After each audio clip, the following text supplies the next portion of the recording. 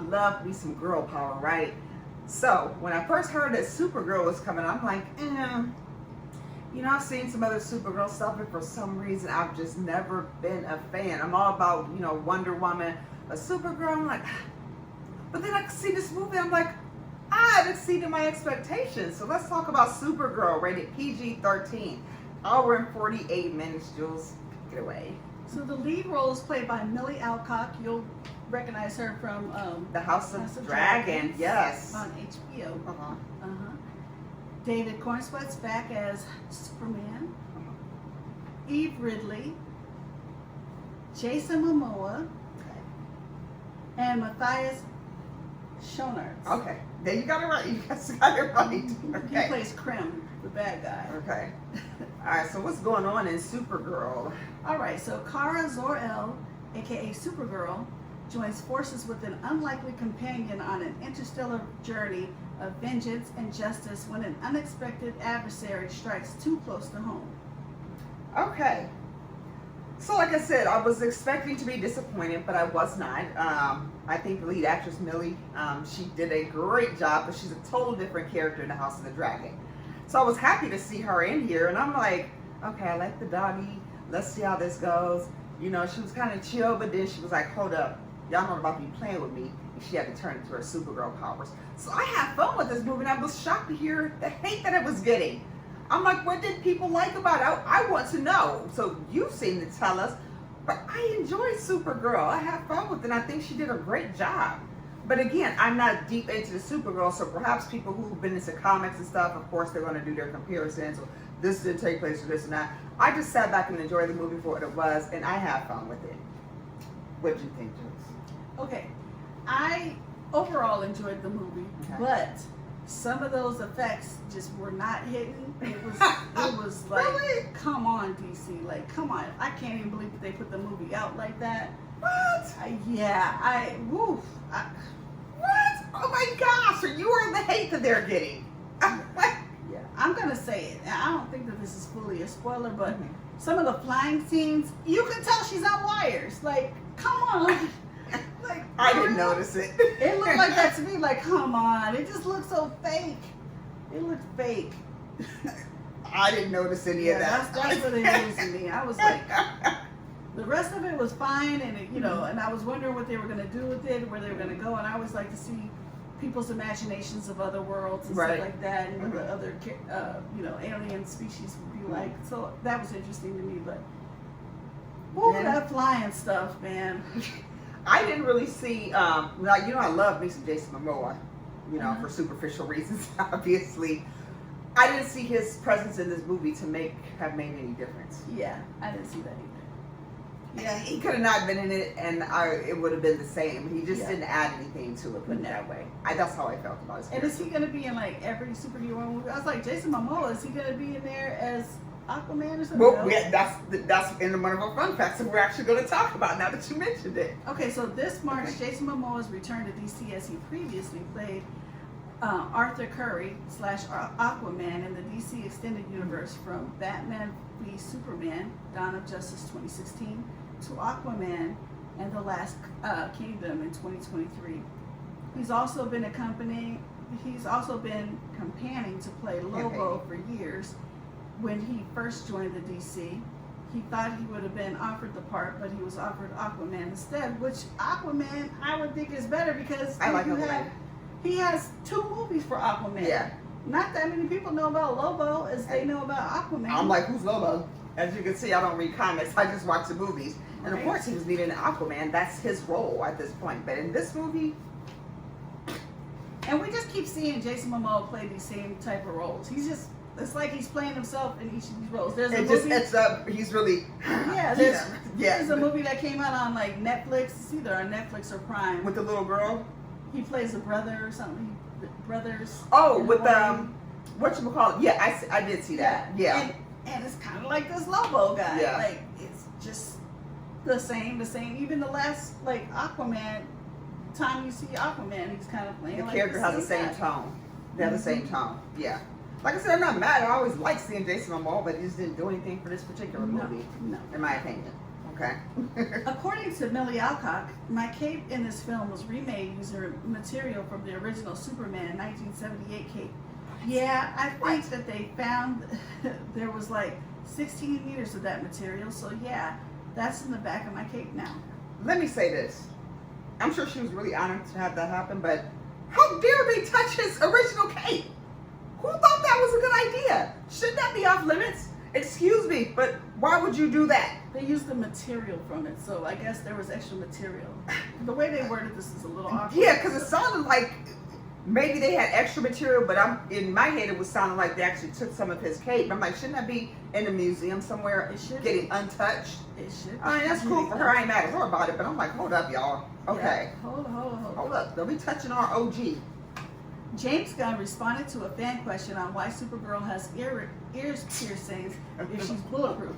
As explained in Superman, the same way she gets drunk when she goes to a planet with her red sun. Not to mention she was raised on a chunk of Krypton, so didn't even experience superpowers until her teens. Okay, this is one of those things where people have gone way so deep into stuff like this. It's ridiculous. I didn't. That's people who get way too deep into stuff and it just gets insane. Like, come on, earrings. Yeah. Are you really narrowing down on that? That's the part that you want to talk. Come on, geez, people. But that's us in this day and age and the internet and all that stuff. People nitpick the stupidest things in a movie. Like, come on. Okay, my rant is over. Okay. James Gunn had Millie Alcock in mind for the role of Supergirl after watching her on House of Dragon, which came out in 2022, when he brought this up to Peter Safran back in 2023. Gunn wants to introduce a more edgy take on the Girl of Steel. Because see, I'm used to seeing I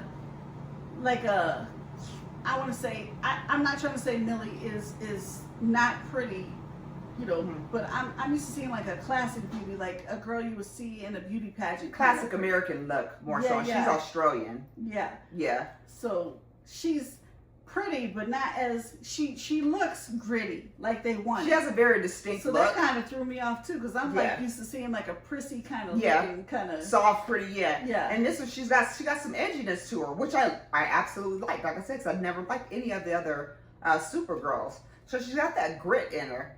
And then I didn't realize the girl is 26 years old and she still looks 18. Yeah. I mean, she looks like a little girl, and that was hard for me watching her in House of Dragon because of all the weird incest that was going on in there. And I'm thinking, this little girl is too young to be playing this role. It's really, very adult and it's kind of nasty. And I look up and my goodness, she's a grown woman. Yeah, she's absolutely a grown woman, but she's going to be playing roles as a teen for a long time because she has that look. Yeah. She looks very, very young. Yeah. I wasn't sure if I was going to like this or if I was going to like her as Supergirl after I saw, Superman and she flew in and everything drunk. And I was like, I don't know if I'm going to like it, but I'm going to go. I'm going to go see it. And overall, it was a cute story. It was funny. And I liked it. I like her in this role. But the CGI and stuff and her flying, like, not all the scenes, not all of them, okay, but a couple of them, I was like, man, it just looks like I'm watching a play and she's on some wires flying. I don't know.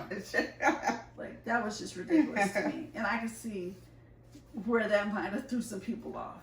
And plus, I keep hearing, and I do notice this as well, it seems like the superhero movie phase is kind of starting to phase out a little bit. People, I guess, are getting we were just over, inundated with superhero movies with all the Marvel and the DC and them going at the same time. It's like, I think people just like freshness, unless it's going to be really good, like, the Iron Man and, all those, what's the one where it's like the whole... The Avengers. Yeah.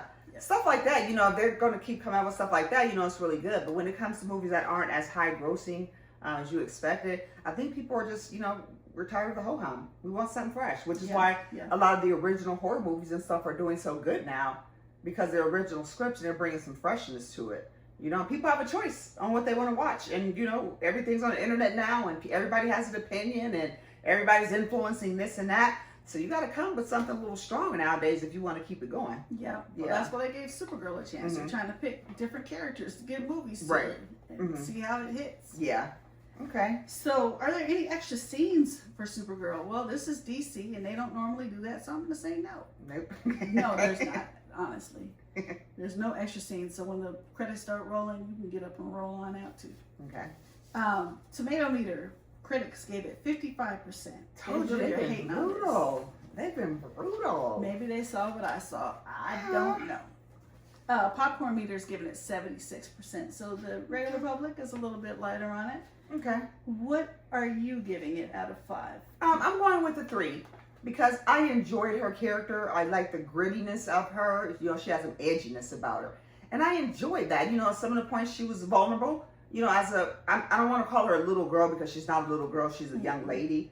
But there are moments where she's vulnerable. She's just a young lady, and then when she has to get into Supergirl mode, she goes full force on them. And I like that. I enjoyed it. I like seeing her beating up on these, you know, bully dudes who think they're going to just run over her because she's a woman. You know, no. She backs them toe to toe, and I enjoy that. So I'm just going with the nice 3 for this one. And will I watch it when it streams? Absolutely. When it streams again, I will watch it because I have fun with it. What about you, Jules? What say Jules? You know what? I actually agree with you, and I'm going to give it 3 out of 5 clappers as well. Okay. When it comes out, I will see it again just to make sure that I saw what I saw, because I know I saw it, and I was not happy with it. But the rest of the story was, you know, it was entertaining. So I probably would watch it again. I still recommend matinee prices for it, unless you're going out with a bunch of your girls in the evening. You're gonna have a couple of drinks or something. Yeah, you don't have have fun to in there. have 2 drinks. It could be like soda or something, holy water. But you know, if you got a group of people, group of friends, and you're excited, you want to go see it, you might not feel so bad spending full price. Yeah. But honestly, I say matinee prices for this one. And the girl power is in there too, so I say, you know, go see it for that reason. Yeah. Yeah, I want to support her. So she did a good job. So that's our review on the movie Supergirl.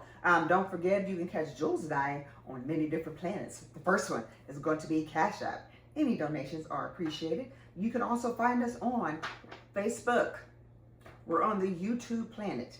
We're on Instagram. And now we're on the planet of TikTok. So don't forget to like, subscribe, share, follow, and then come on back and see us on our next review. See you later. Bye-bye. Bye-bye.